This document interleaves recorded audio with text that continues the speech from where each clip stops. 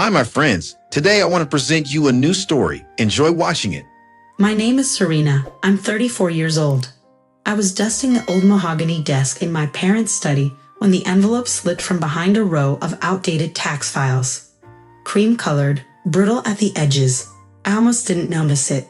My eyes were swollen from sleep deprivation, my back aching from fixing the clogged sink that morning.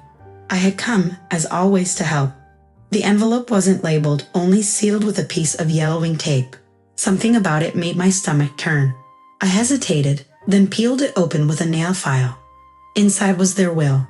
I sat down on the edge of the armchair, heart suddenly racing, and began reading. Everything, a house, the family savings, the antique grandfather clock I'd helped restore with my own hands, was left to Hunter. No mention of me. Not a line. Not even a thank you for the 10 years of mortgage payments I'd made when Dad lost his job. Not a nod to the nights I skipped dinner to pay for their roof repairs.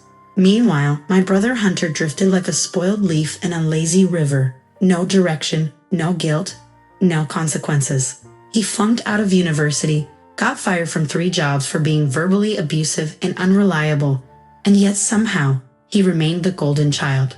My brother crashed my car and never apologized. My brother forgot our mother's birthday last year and never remembered to call back. My throat tightened. I read the page again, then a third time. There had to be a mistake, a draft, something outdated. The door creaked open behind me. Mom peeked in with a tray of coffee. Still cleaning, darling? You don't have to overdo it. I looked up. Mom, when was the last time you updated your will? Her eyes narrowed, just slightly, but she smiled too quickly. Oh, that old thing. I'm sure it's out of date. Why do you ask? I found it in the desk. It says you're leaving everything to Hunter. She placed the tray on the table with a clatter. Oh well, we just figured it was fair. You're doing fine, Serena. You've got your own place, your job. Hunter, he needs the support more. I stared at her stunned. But I supported you. All these years, I paid your bills.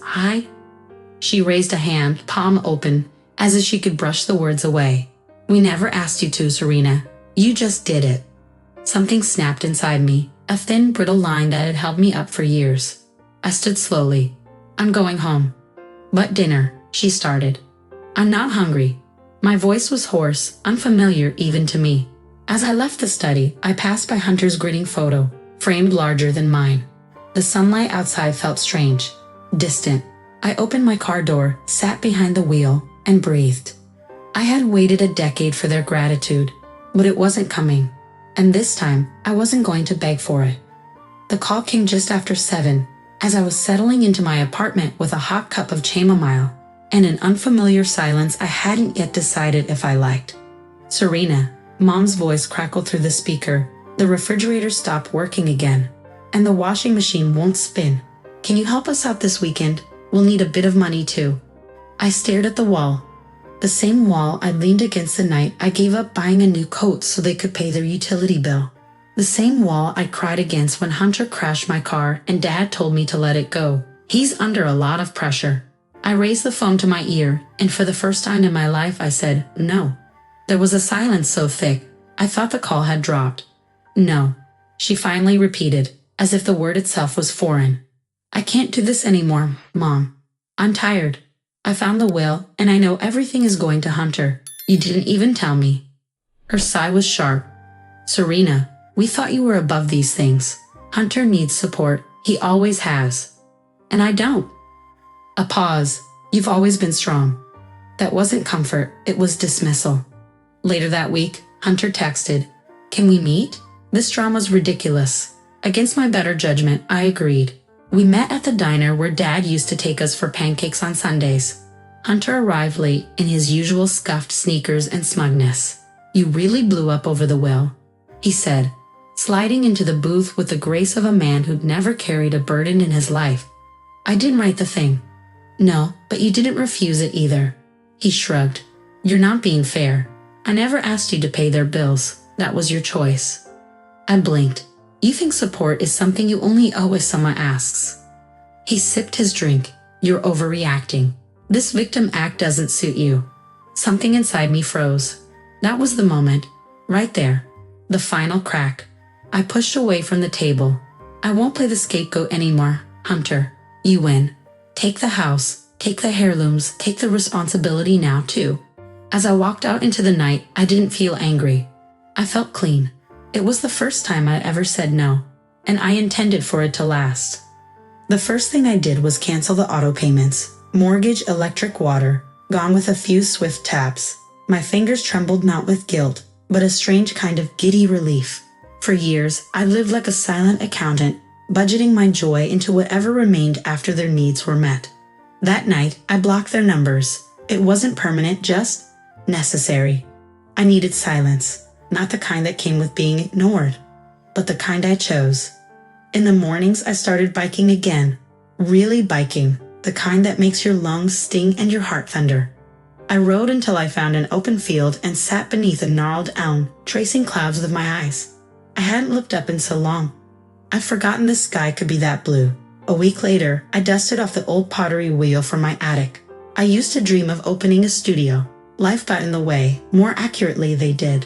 Now, I sculpted until my fingers ached, shaping clay with a quiet fury that finally felt like mine. One afternoon, my neighbor Clara dropped by with scones and hesitant eyes. I haven't seen you visit your parents lately. Everything all right? I smiled, folding my arms. I'm finally treating myself the way I used to treat them. She paused, then nodded slowly. About time, Serena. But not everything stayed peaceful. An email from Hunter pinged into my inbox one rainy Thursday. You think you're free? You'll come crawling back. You're addicted to playing the martyr. I didn't respond. I let the silence speak for me. That night, I watched the rain trickle down my windows, each droplet a tiny release. For the first time in years, I didn't have to calculate anyone else's comfort. Just mine. Let Hunter boil in his resentment. Let my parents simmer in their silence. It was a Sunday afternoon, and I had just poured myself tea when the doorbell rang. Through the peephole stood both of them. Mom in her wrinkled coat, Dad with his hat in hand. I hadn't seen them in 4 months. I opened the door, but only halfway. Mom's eyes brimmed with practiced tears. Serena, we need to talk. I didn't move. Then talk. She hesitated, glancing at Dad, who stepped forward. We're losing the house. It's already in pre-foreclosure. The bank needs a cosigner. The audacity landed like a slap. The house you left to Hunter? I asked coldly. We didn't mean for this, Mom whispered. He told us he'd take care of everything. I leaned against the doorframe. You trusted a man who can't hold a job longer than a carton of milk. He's still your brother, she snapped, her voice cracking. And I was still your daughter, I shot back. Still the one who kept your lights on while he was out getting fired. Dad tried the guilt card next. We made a mistake, Serena, but family means forgiveness. I laughed. It wasn't bitter. It was hollow. You made a will, not a mistake. A legal, notarized declaration of what I meant to you. Nothing. Mom stepped forward, trembling. Please, we could lose everything. I stared at her tear-streaked face. You gave Hunter the house, I said softly. Let him save it for you now. And gently, without slamming or shouting, I closed the door. Through the door, I heard her sob once, then silence. For the first time, it was their turn to feel helpless, and mine to finally feel whole. 6 months later, I stood on the creaking porch of my new cottage, the lake whispering nearby, a mug of coffee warming my hands.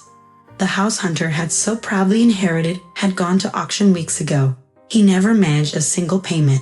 My parents had since moved into a tiny rented apartment on the outskirts of town. I hadn't heard from them since that day on my doorstep. Until this morning. A single-line email blinked in my inbox. You were our home, Serena, and we didn't see it until we lost you. No apology, just truth. I stared at the screen for a moment, then quietly clicked delete. Are you okay? Asked Marie, my neighbor, walking up with a basket of wildflowers. I am, I said, surprising even myself, because I wasn't angry anymore. Just done. The ache had faded into peace. I placed the mug down, stepped barefoot onto the grass, and turned toward the lake. For the first time, I didn't feel used. I didn't feel forgotten.